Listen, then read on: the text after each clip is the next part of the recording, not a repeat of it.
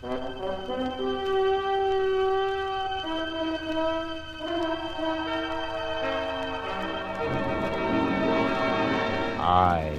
have been here.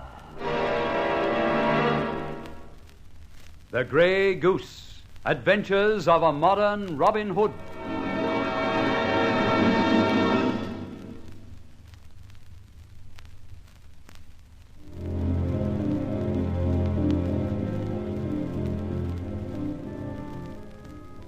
I was a little worried as to why my old friend Inspector Ford paid me a call.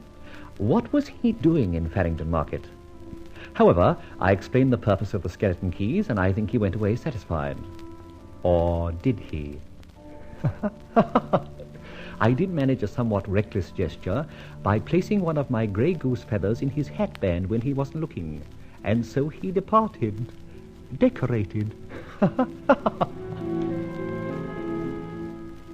Well, How did that get there? A grey goose feather in my hat? Fletcher! Fletcher, open up! Hurry, open up! Is that you, Ben? Yes, it is. Open up!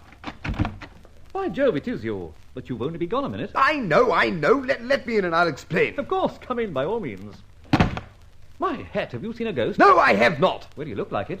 Drink? Yes, I will have a drink. No, confound it. No, I haven't time. Look, Ben, why this sudden return? You've only just got to the other side of my door, and within a minute you're clamouring to come in again.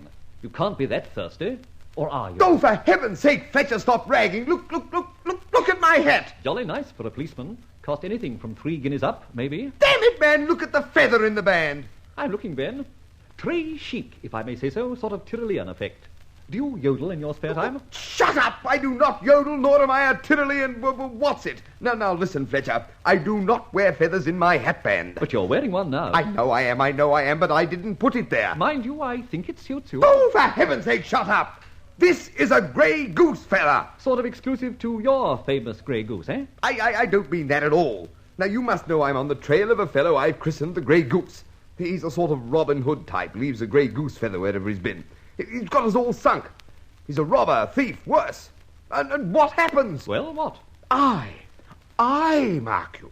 I get a grey goose feather in my hat. When? When? I don't know when. I don't know when the darn feather was put in my hat. Can't you cast your mind back at all? Where have you been all day? Oh, don't be so idiotic. I paid 20 calls, probably. And I suppose you politely took your hat off each time? Don't be sarcastic. Even policemen have manners. Well, how can I help you? I don't know. But you did give me a feather cleaner for my pipe, didn't you? True. And there's a little gadget full of them. On the mantelpiece. Oh, cock's feathers. Green, brown, grey ones. Tell me more of this Grey Goose bloke. Well, you've read your papers, I suppose. Yes. You christened him the Grey Goose, and repute had it that he was a modern kind of Robin Hood. Robbed on the side and made generous donations to the underdogs, right? Yes, that's roughly right, and I'm the poor wretch detailed to run him to earth. Tough proposition, all right. Ben, shall I bore you with a little bedtime story? Yes, go on, bore me. It'll be a change for me. Well, it's not long. But Robin Hood, as you know, defied the laws as laid down by Prince John. A dirty dog, if ever there was one. So the prince put it to the Sheriff of Nottingham, another very dirty dog, even a little dirtier, to go out and find Robin. Do you follow me? Well, of course I do. You're inferring that I'm the Sheriff of Nottingham. Oh, just an analogy. But let me finish the story. Robin's men beat back the sheriff, chucked him in a pond, and in the long run, the Sheriff of Nottingham came to a sticky end. That's the end of the story, too. Well, let me tell you this. I am not the Sheriff of Nottingham, and I am not anticipating a sticky end. And soon I'll lay this Robin Hood, Grey Goose, or what have you, by the heels. Well, apparently you can't help, so I'll be on my way once more. But woe betide the next clever fellow that sticks a feather in my hat. Believe me, I feel you really mean that, Ben. Another drink? No, thanks. Cheer, Fletcher, and good night. What of the feather? Are you going to continue wearing it? No down fear. Here, you take it. Thanks. I might find it useful. As? Oh, just as another pipe cleaner. Oh! Cheerio, Ben.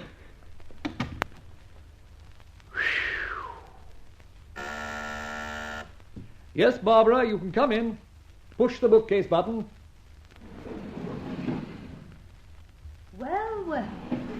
You heard? Yes, every word. I switched on your mic and my speaker. Rolly, why will you dilly-dally and play with fire? Inspector Ford's no fool. He's bound to put feathers and facts together someday. And you'll be for the high jump. I've told you, Barbara, I have my conceits. Do you know, it was almost more than I could do to restrain myself from putting another feather in his hat. That would have been complete idiocy. True, but what a laugh. What a denouement. I'm certain, however, I'd have escaped the consequences. How? Inspector Ebenezer Ford would have had a seizure on the spot and would have thereafter remained dumb. Well, I'm glad you restrained yourself. And now, what next? This, my Barbara. Today, you and I took compassion on an old man, Mr. Crewe, Mr. Raphael Crewe. Yes, I parted with £20 to an old confidence man. Don't worry, I heard everything over the speaker. Good. Vendetta and all that. Do we stand for having wool pulled over our ears by that same old gentleman? Echo answers no. Listen now, my sweet. We investigate friend Raphael Crewe, and although he's not one of our main and mutual objectives, we get our own back somehow. Yes, but how? He swindled me for £20. True. Well, we must get that back, and also put Mr. Raphael Crewe back in his place. So the hour being what it is, we pay another call to that little street just off Harrington Market.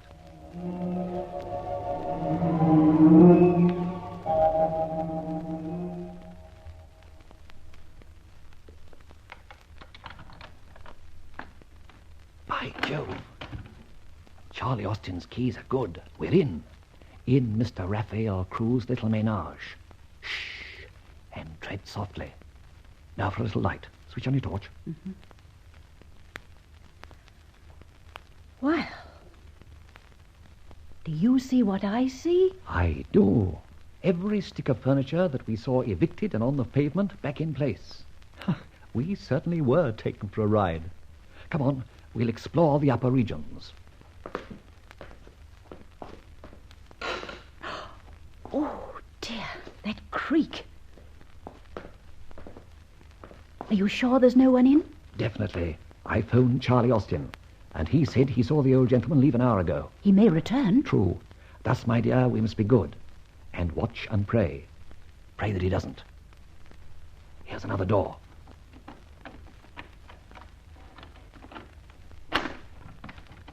By the gods of the underworld, open too. More torch. Well, well, well. A luxury suite if ever there was one. Magnificent. There's something very screwy here. That old living room cum shop downstairs is only a blind. Old Crewe must be a cover-up man for the occupant of all this luxury.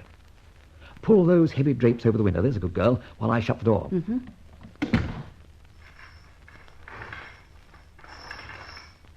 Now we can switch on a light.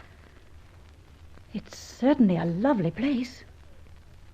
I hope old Raphael Crewe doesn't keep a blonde up here. Not unless she smokes a pipe. Look at that rack there. Oh. No, as I said before, there's something screwy here. Let's have a quick look-see. You tackle that desk, I'll go for the chest. Right. Better look for letters first, don't you think? Yes. Oh, just one thing. See if there's a back room, bathroom, window or something out back. We might have to use it. Always make sure of our alternative exit. Nothing here. Shirts, socks. Some taste. A1 quality, too. What's this? Letters. Dear Tracy. Tracy. Doesn't sound much like Raphael. Tracy who, I wonder? I've been all over. There's a bathroom off the passage and a little kitchen. Both have windows overlooking a back lane, too high up to jump through. Oh, that's not so good, is it? Listen. What's that? Douse the lights, quick. I look between the curtains. It's all right. It's a lorry stopping right opposite. Nothing to worry about. Put the light on? Yes. Good. Now, get on with the search. Letters. 2 of them. Dear Tracy. Tracy what, I wonder? Or what, Tracy? That may be his surname. Doesn't ring a bell with me. My hat, what was that? Did you touch anything? I put my hand on the knob of this bottom drawer. Do it again, but don't keep it up, just quickly. That's it. Barbara, we're getting warm. That drawer contains something, and if touched, rings an alarm in the downstairs premises. Maybe it also rings somewhere else. In that case, we must hurry. Can you open the drawer? No. It appears to be locked. Let me have a go at it. Don't touch the knob. Now, let's see. I'll have to see how little Charlie Austin's keys work again. Rolly, if that buzzer has registered somewhere else, don't you think we should get out? I certainly do. But not before we find out what all this is about. I think I got the door open at last. Good old Charlie Austin. Well, I jiggered. Only clothes. Only clothes. My dear idiot, haven't you heard that clothes make the man? Of course, but... These clothes maketh the man Raphael Crewe. Look, every stitch. Old shabby coat, frayed grey trousers, little soiled dicky, the whole outfit, as worn this very morning by the dear, dear old gent that did you down for 20 smackers. My girl, the pot begins to boil. What's got into you now? This Raphael Crewe is Tracy someone, and or someone Tracy is Raphael Crewe, and so on. And look. Look in this pocket. Great Scott! Old-fashioned glasses. And white wig, moustache and beard. Just imagine. Yes, and just imagine Mr. Tracy Query wearing them. And we have old man Raphael Crewe. Indeed, and indeed, yes. Barbara Watson, you're a marvelous partner to me, Sherlock Fletcher. Listen, someone on that stair. Douse the light while I get that heavy tablecloth. We mustn't be seen. I'm going to throw it over the head of anyone who comes in. Jump at him with me. Stand still, whoever you are. I have a gun and also this torch. Don't move. Let me have a look at you. Quick. Ow! Down!